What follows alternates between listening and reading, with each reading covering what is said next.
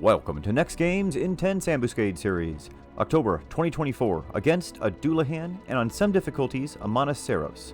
Now we haven't seen this one in some time, and I was glad for this as this is one of the most annoying ambuscades that there is in my opinion, especially if solo. But let's go ahead and go into what's involved for those that want to take this month's challenge on. First, the key item. Now the easiest place I found is to home point warp to Rakanar Inner Court, and to follow this path to the nearby portal, and then to the Dullahans a short distance down this path. Now you can see on the video right now the exact portal and path that I'm following to get to them, if you're unfamiliar with where they're at. Next, the fight itself. Now on the very easy difficulty, you're only going to be taking on a single Dullahan, which is where you will normally want to stay if you're solo. Then on the easy difficulty and above, they're going to add that Monoceros enemy.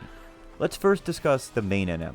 It's a Paladin type mob that has an enhanced shield block rate from the front, so you want to try and get your damage in from behind if at all possible. He will cast spells such as Absorb spells, Bio 3, a Spear 3, Stun, and Dread Spikes. Now his abilities are where this month's frustration comes in.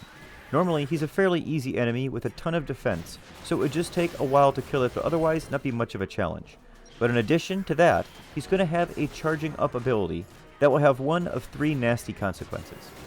Now after the charging up ability is used, you need to pay close attention to the log.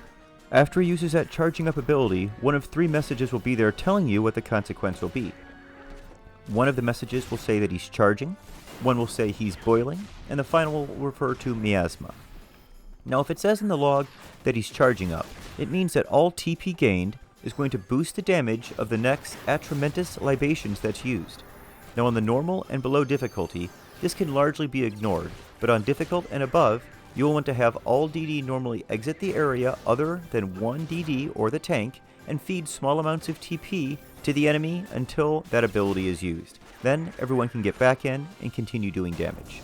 Of course, on the very easy and easy difficulty, you can normally just continue to do damage during this message and it won't have any negative consequences, as you and your group will be able to survive the impending AoE damage that will be coming. Now if the boiling message is seen, this is definitely going to be one of the more dangerous ones. It means that all damage done until the next Nether Castigation is going to boost the damage of that Nether Castigation substantially. Now on the very easy difficulty, this won't hurt too bad, but you want to be sure that you don't kill you and your trust by doing weapon skills during this phase. So therefore, on that very easy difficulty, whenever you see this boiling message used, you want to continue to get damage in, but not do any weapon skills. Now on the easy difficulty and above, doing any weapon skill or any meaningful damage in this phase will mean instant death to anyone in range once that next ability is used. So if you see this, you must immediately feed him small amounts of damage until the next use of Nether Castigation. Now on the highest difficulties of difficult and very difficult, I'm told that using spells like Dia during this phase is normally what you want to do in order to actually get him past that threshold to use the next TP ability, as giving him really any damage, even white damage, is going to make it so that next ability will kill anyone in range. So make sure you keep this in mind. This is going to leave us with the third and final message, which is the miasma message. Now this basically means you want to do as much damage as possible, as quickly as possible, as if you don't, he's going to end up using Schneider, and this ability will kill everyone within 30 feet instantly if not healing. So it's basically going to spell the end of your run for anyone in range. Therefore, anytime you see this miasma message, everyone is just to unload all of their damage as quickly as they can, including SP abilities if necessary. Now I can't reiterate enough that it's the constant use of the charging ability by the Dullahan, and the messages that are going to be in the log and people not paying attention to them that's going to make this month's run so difficult. So it's critical that everyone in the group knows which phase the enemy is in at all times. Now for very easy players, when they're solo, I suggest just simply using 1 to 2 tank trust so that you can be sure to get your damage in from behind, and then fill the rest of your trust slots with your haste cap and your healing. Make sure you don't weapon skill after you see that boiling message until you see the next Nether Castigation used, and as long as you follow that one rule, wins should be fairly straightforward this month. I'm going to go ahead and leave a link in the top pinned comment of this video that leads to my 2019 video where I show myself returning to the game and taking this one on, and I thought it would be a good idea of what it looks like for a returning player since that's what I did at that time.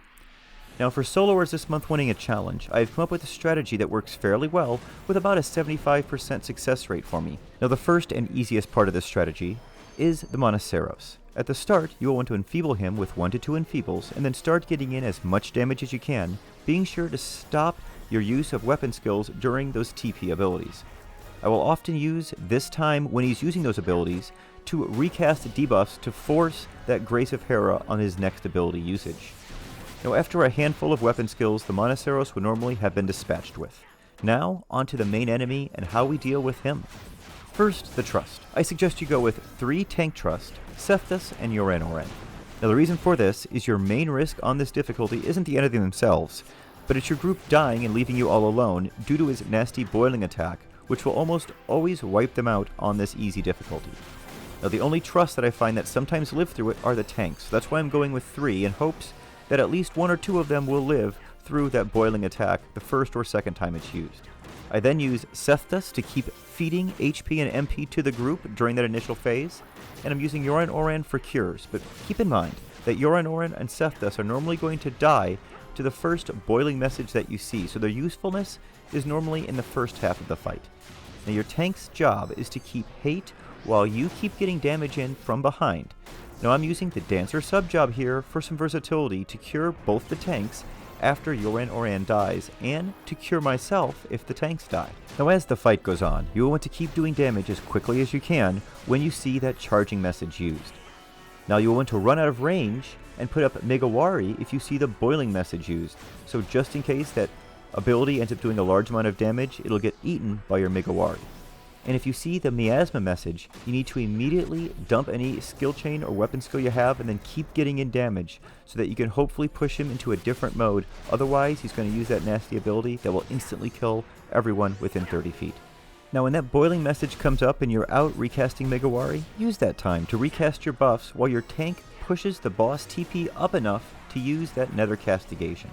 Then, after it's used, get back in, try and cure anyone left at a low hit point threshold, and then get back to getting your damage in.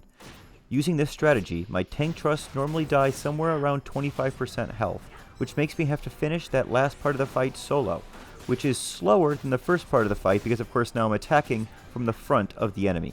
But as long as you keep up Megawari, you can survive this point of the fight and that boiling message if you see it come up. Now the riskiest part of this message is right there at the end if you're solo and he happens to put up the miasma message, because you need to get in damage as quickly as you can, and you may not be able to get in as much damage as you need.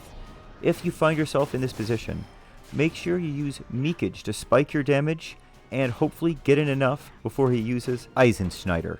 Now wins are taking me in the 8 to 10 minute range with this strategy, so I hope you find it helpful if you want to try and take this month's run on the easy difficulty solo. Now for groups this month, everyone will need to know what they are doing during each of the 3 charging phases, and then pay attention to the log to make sure they do their part and don't kill the group. So close coordination is more key than most months. That's about all I have to go over for this month's run. If you choose to take it on, I hope you have some success. Have a great month everyone. Happy Halloween.